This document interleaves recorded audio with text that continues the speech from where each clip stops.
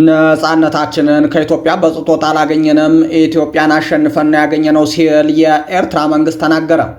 ከሰሞኑ የኤርትራ ሀገርነት እውቅና ይሻራል በሚል በኢትዮጵያውያን በኩል መነሳቱን ተከትሎ ነው የኤርትራ መንግስት ምላሽ የሰጠው። የአስመራው መንግስት በቢሊዮን ዶላሮች የኢትዮጵያ መንግስት ካሳ ጠይቃለሁ ብሏል። ተሰሙታላችሁ። ህወሓት የኮማንዶ ኃይሎችን አስመረቀ። ከኤርትራ መንግስት ጋር እየሰራ ያለው ህወሓት ለሌላ ዙር የሚያደርገውን ጦርነት አጠናክሮ ቀጥሎታል። ይህንን የትግራይ የፖለቲካ ሊቃን የህወሓትን እንቅስቃሴ አብዝተው እየተቹት ነው። ዝርዝር አለን፣ ትሰሙታላችሁ። የሚኒስቴር መስሪያ ቤቱ መግለጫ ውዝግብ አስነሳ።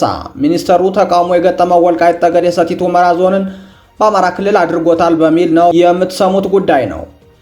ግብጽ በአባይ እየተዋጥኩኝ ነው አለች። ይሁንና ተጠባቂው የአባይ ከባድ ጎርፍ በግብጽ እስካሁን ገና እንዳልደረሰ ነው የተነገረው። የአባይ ወንዝ ውሃ ከኢትዮጵያ ተነስቶ ግብጽ ለመገኘት 17 ቀናት እንደሚፈጅበት እየታወቀ ካይሮ ይህንን አይነት ክስ ማሰማቷ በርካቶችን እያነጋገረ ይገኛል። የምትሰሙት ጉዳይ ነው። የአፍሪካ ህብረት በአህጉሪቱ እየተስፋፋ የመጣውን ያልተጋበዙ የውጭ ወታደራዊ ኃይሎች፣ ቅጥረኞችና የግል የጸጥታ ተቋማት እንቅስቃሴን አስመልክቶ ጥልቅ ስጋቱን ገልጿል። በአህጉሪቱ እየተሰራፋ የመጣውን የውጭ ኃይል ጦር ለኢትዮጵያ ሌላ ስጋት እየደቀነ ነው፣ እንነግራችኋለን። 7 የአልሻባብ ታጣቂዎች በሶማሊያ ዋና ከተማ የሚገኝና ጥብቅ ጥበቃ የሚደረግለት እስር ቤት ላይ ጥቃት ከሰነዘሩ በኋላ መገደላቸውን የአገሪቱ መንግስት አስታውቋል። ዝርዝር ይዘንበታል፣ የምትሰሙት ጉዳይ ነው።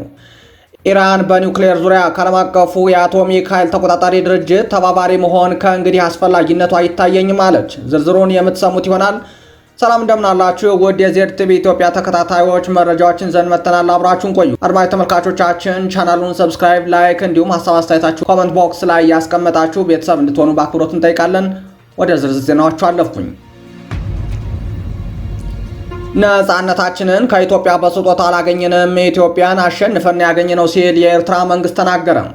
ከሰሞኑ የኤርትራ ሀገርነትን እውቅና ይሻራል በሚል በኢትዮጵያውያን በኩል መነሳቱን ተከትሎ ነው የኤርትራ መንግስት ምላሽ የሰጠው። የአስመራው መንግስት በቢሊዮን ዶላሮች የኢትዮጵያ መንግስት ካሳ ጠይቃለሁ ብሏል። ከሰሞኑ ሆርን ሪቪው ኢትዮጵያ ለኤርትራ የሰጠችውን የሀገርነት እውቅና ማንሳት አለባት፣ ኢትዮጵያ የኤርትራን የሀገርነት እውቅና ለማንሳት ዓለም አቀፍ ህጎች እንዳሉ እንዲሁም የሌሎች ሀገራት ተሞክሮ በማቅረብ ረዘም ያለ ጽሑፍ ማሰራጨቱን ተከትሎ ነው የኤርትራ አመራሮች ክፉኛ ያበሳጫቸው። ይህን ተከትሎ የኤርትራ ማስታወቂያ ሚኒስቴር አቶ የማነ ገብረ መስቀል ነፃነታችንን ከኢትዮጵያ በስጦታ አላገኘንም፣ ኢትዮጵያን አሸንፈን ያገኘነው ብለዋል። የኤርትራ ሉዓላዊነት መሰጠት የነበረበት በ1940ዎቹ ቢሆንም አሜሪካና ሌሎች ሀገራት በቀጠናው የነበራቸውን ፍላጎት ሌላ በመሆኑ ሳይሳካ ቀርቷል ብለዋል።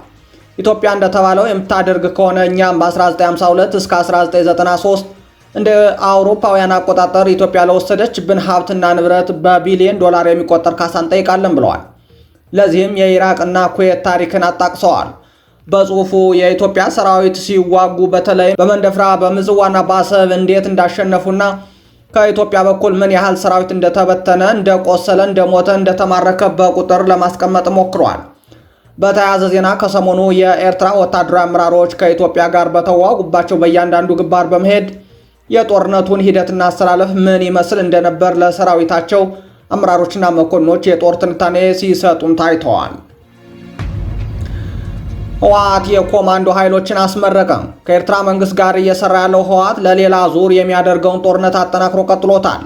ይህንን የትግራይ የፖለቲካ ሊቃን የህወሓትን እንቅስቃሴ አብዝተው እየተቹት ይገኛሉ። ታዋቂው ፖለቲከኛ አብርሃ ደስታ ህወሓት ዓላማው ስልጣን ይዞ የህዝብንና የሀገርን ሀብት መዝረፍ ነው፣ ስልጣናቸውን ለማስጠበቅ ሁሉንም አድርገዋል ሲል በማህበራዊ ሚዲያ ላይ መልእክቱን አጋርተዋል። ጊዜያዊ አስተዳደሩ እንዳይሰራ አድርገዋል፣ አፍርሰውታል፣ ተፈናቃዮች ወደ ቀያቸው እንዳይመለሱ ከልክለዋል፣ አሁን ደግሞ ያጡትን ድጋፍ ለማግኘት ብሔራዊ አንድነት እያሉ ሊያታሏቸው እየሰሩ ነው የሚለው አብርሃ ለግል ስልጣናቸው አንተ ፈንጅ ብትረግጥላቸው፣ አካል ጉዳተኛ ብትሆንላቸው፣ ብትሞትላቸው እነሱ ምንግዳቸው? ከዚህ በፊት ተታልሃል እንበል፣ አሁንስ የእነሱን ስልጣን ለመጠበቅ የምትከፍለው ዋጋ የህይወት ይቅርና 5 ሳንቲም እንኳን ሊሆን አይገባም። ምክንያቱም ላንተ የራስህ ህይወት ይበልጥብሃል። በከንቱ መቁሰል መሞት አይገባም ሲል ህዝቡ ወደ ጦርነት እንዳይገባ አሳስበዋል። የሚኒስቴር መስሪያ ቤቱ መግለጫ ውዝግብ አስነሳ። ሚኒስቴሩ ተቃውሞ የገጠመው ወልቃይት ጠገዴ ሰቲት ሁመራ ዞንን በአማራ ክልል አድርጓል በሚል ነው። የግብርና ሚኒስቴር አርብ መስከረም 23 ቀን 2018 ዓ.ም በማህበራዊ ገጹ ላይ ባሰፈረው መረጃ በአማራ ክልል የሰብል አሰባሰብ ቅድመ ዝግጅት እየተደረገ ነው በሚል ርዕስ ለሰብል ስብሰባ የሰው ጉልበትና ቴክኖሎጂ እንደሚያስፈልግ ገልጾ ነበር። በመረጃው ላይ ለሰብል ስብሰባው የሰው ኃይል ከሚፈለግባቸው አካባቢዎች ደግሞ ወልቃይት ጠገዴ ሰቲት ሁመራ ዞን አንደኛው መሆኑን ጠቅሶ በዚህ ዞን የተመረቱ ሰብሎችን ለመሰብሰብ በርካታ የጉልበት ሰራተኞች እንደሚያስፈልጉ አስታውቆ ነበር።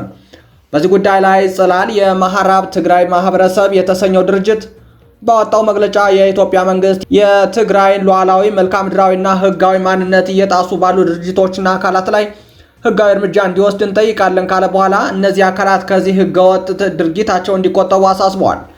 ጨምሮም ግብርና ሚኒስቴር ሰብል መሰብሰብን አስመልክቶ ባሰራጨው መረጃ ምዕራብ ትግራይ የአማራ ክልል ነው ማለቱን ጠቅሶ መረጃውን የተሳሳተ ግንዛቤ የሚፈጥርና የተዛባ መሆኑን እንደሚያወግዝም ጽላል በመግለጫው ላይ አስረድቷል።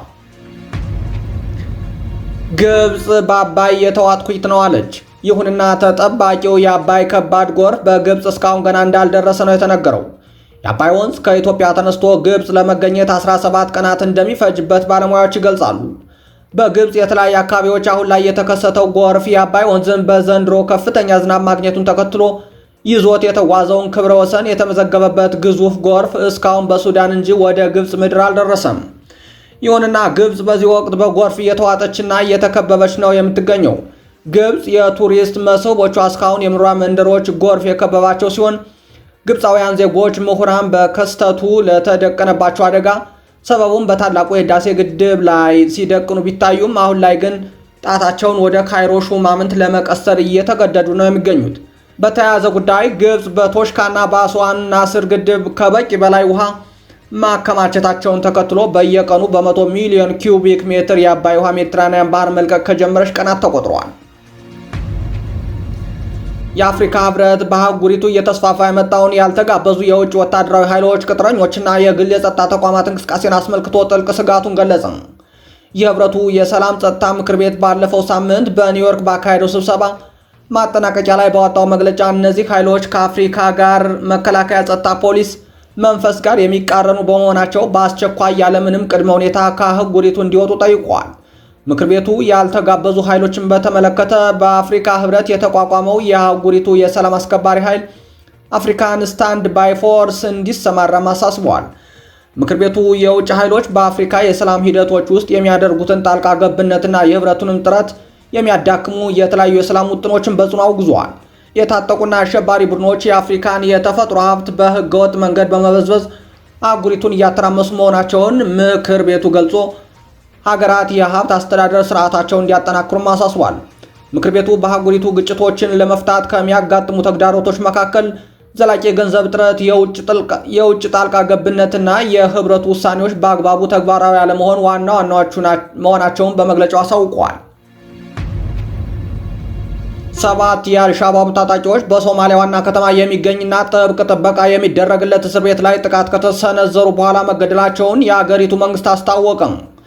ቅዳሜ ማታ የአልሻባብ ታጣቂዎች ታስረውበት በሚገኘው ጎርካ ጂሊኮ ተብሎ በሚጠራው ማረሚያ ቤት ከሚገኝበት አካባቢ ከፍተኛ የፍንዳታና የተኩስ ድምፅ ተሰምቶ ነበር።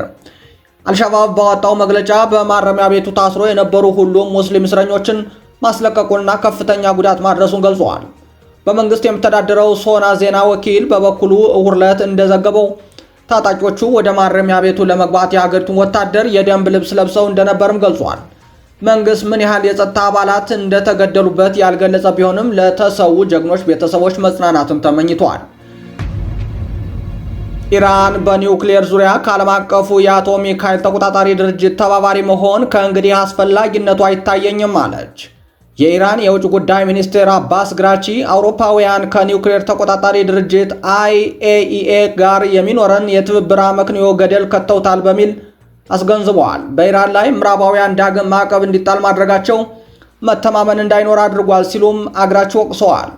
ከድርጅቱ ጋር አብረን ለመስራት የሚያስችል አጋጣሚ እየጠፋ ነው ያሉት የውጭ ጉዳይ ሚኒስትሩ ካሁን በኋላ የካይሮ ስምምነት ጥቅም የለውም በሚል በቴህራን ለውጭ ሀገራት ዲፕሎማቶች አሳውቀዋል። ኢራንና የዓለም አቀፉ የአቶሚክ ኃይል ተቆጣጣሪ ድርጅት በተያዘው ስምምነት ላይ መድረሳቸው አይዘነጋም። እስራኤልና አሜሪካ በኢራን የኒውክሌር ጣቢያዎች ጥቃት ማድረሳቸውን ተከትሎ ቴህራን ከአይኤኢኤ ጋር የነበራትን ግንኙነት ማቋረጧ የመንግስታቱ ድርጅት ዳግም ፍተሻና ግምገማ እድሉን ለማግኘት ብዙ ጥረት አድርጎ ስምምነት ላይ መድረስ ችሎ ነበር።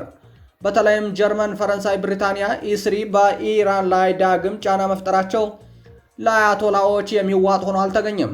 ሁለቱም የ2015ቱ የኒውክሌር ስምምነት ፈራሚ ሀገራት የመንግስታቱ ድርጅት በኢራን ላይ ዳግም ማዕቀብ እንዲጣል ነገሮችን አመቻችተዋል በሚል አያቶላዎች ይከሳሉ።